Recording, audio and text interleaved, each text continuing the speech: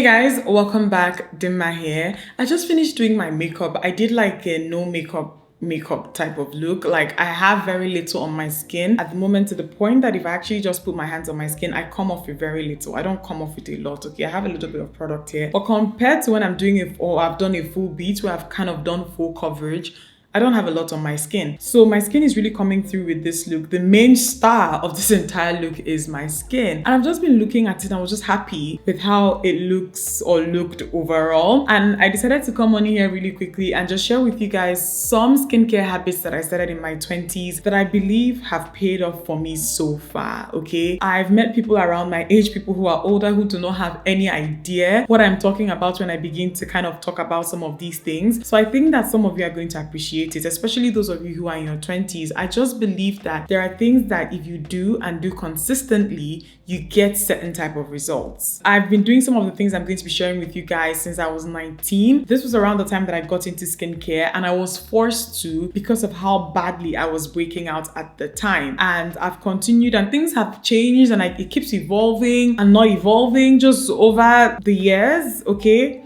But there are things that are just standard, and I want to share them with you because I know that some of you are really going to appreciate them.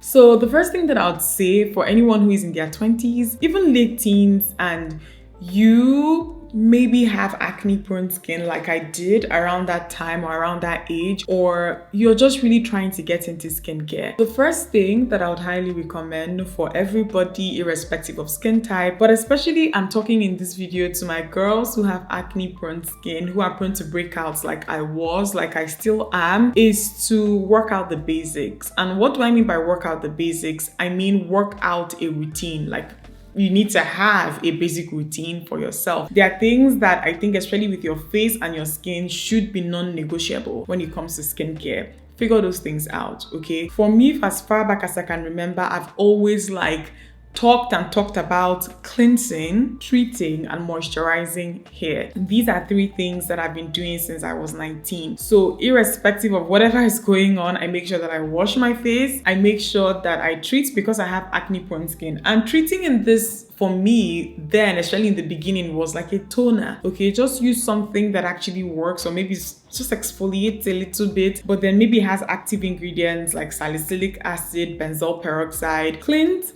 treat, and just moisturize. I had oily skin. I was always breaking out, but I realized very, very early that it doesn't matter the amount of oil that my skin naturally produces. I need to moisturize. So work out a routine. Figure out what the most basic routine is for you. Okay, figure it out. Depending on your skin type, the most basic form of this could just be cleansing and moisturizing. For me personally, I had to try out a few things in my early 20s in order to actually understand what my skin was responding to. And for me, I had to go back and forth. For example, when it comes to active ingredients, between salicylic acid and benzoyl peroxide, these are two ingredients that are always pushed towards people with acne-prone skin. And I was breaking out a lot when I was much younger, right? I realized that when my skin was just oily, I was producing a lot of oil, I had mild acne, salicylic acid I could get by. If I was having more serious breakouts due to whatever it is, then benzoyl peroxide. You figure these things out and it just serves as a basic go-to for you.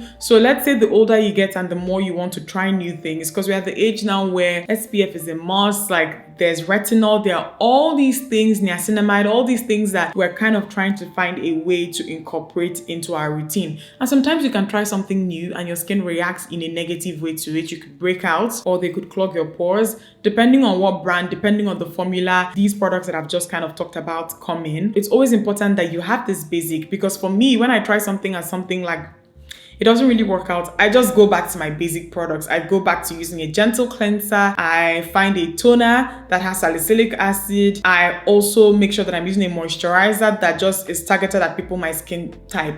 I start with those three. As my skin begins to kind of recover or go back to normal, I'll decide to figure out what else I want to do. But just having that basic is like a reset button that you kind of push at interval, especially if something has kind of gone wrong. Figure out what that is for you. For some people, it could just even be going back to cleansing and moisturizing. Like I already said, figure out what it is for you. It's going to help you throughout the years, and it's going to give you a tried and tested non-aggravating system to always go back to if your skin needs a break or needs some sort of reset, okay? Okay. The second thing goes without saying, but I'm going to say it here, but it is being consistent with your skincare. I've seen people who are just so lazy that they can't. These are normally good people, oh, and I feel like with every other thing, they're very consistent. But when it comes to skincare, they tend to consider it too much work. And then they're struggling with their skin, but they kind of consider it too much work. And this is not me sobbing anybody, but I'm telling you guys that ever since I understood the importance of a routine, ever since I actually had products, at least 3 at a time, that I know did different things for my skin that were very important, I have never slept with makeup on. It's just not something that I do. At the least, I will wipe off. If I don't have access to my skincare products, I will at least wipe off my makeup before sleeping, okay? But I'm very, very consistent with my skincare. I take it very, very seriously. And I highly recommend that you are too. Being consistent, I know that some people consider it work, but it's a tried and tested formula. There are times when I know that I'll just wake up, or by the end of the day I've seen a breakout, and I know that I've maybe not diligently, for example,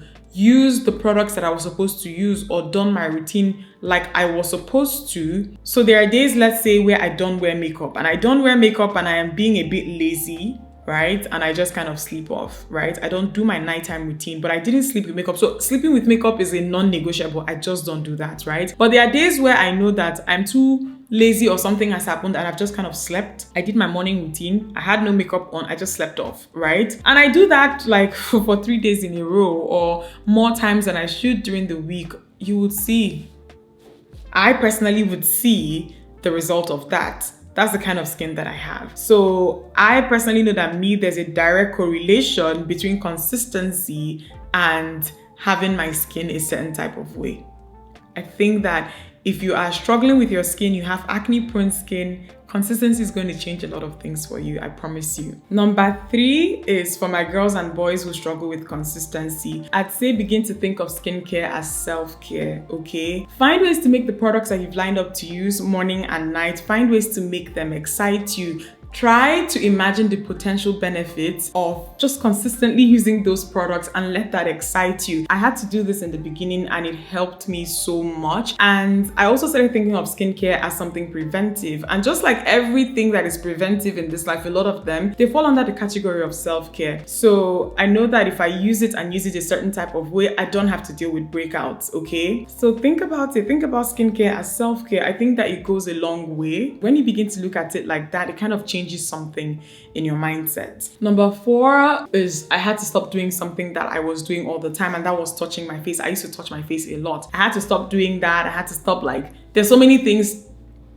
Sometimes you do all these dramatic things when you're reacting to certain things. I had to stop doing that because they don't necessarily do the skin any good. And lastly, I also had to learn, this I actually learned towards my mid-late 20s, that my skin just did not like certain fabrics, especially the skin on my face. There's certain fabrics that I know that if my skin comes in contact with them for a prolonged period of time, it could actually lead or cause breakouts for me. And I've talked about this here before, but I stopped using satin pillowcases. They're highly recommended for helping your hair. So I have a very serious problem when it comes to sleeping with bonnets. Every time I sleep with them on, I wake up with them off, okay? And to kind of fix that problem at a point, I got satin pillowcases, the kind of stretchy type of satin pillowcases. And I didn't even know what was happening, but I was breaking out so bad during that period that I did not know that the pillowcase was responsible. And this also goes for some of the satin scarves that we would use to wrap our head sometimes. And we would tie this across our foreheads. And you notice that you keep doing this and you keep having breakouts. It's because those fabrics are not breathable.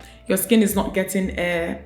It just traps things, and before you know it, you have this cluster of breakouts in whatever area that you're not supposed to have breakouts in the first place. And the minute I realized this, for me with speed, I stopped using those things. So these 5, I believe, did a lot for me, and I would highly recommend that you guys actually consider these things if you're not doing them already or you are struggling, okay, with your skin. I believe that some of you are going to find this helpful, and you'll be really surprised because they're not really dramatic things, but you'll be really surprised at the difference that they will make, okay? I hope you guys enjoyed this video. Give it a thumbs up if you liked it and subscribe to me if you are not yet subscribed. I love you guys, and I'll see you in my next one. Mwah.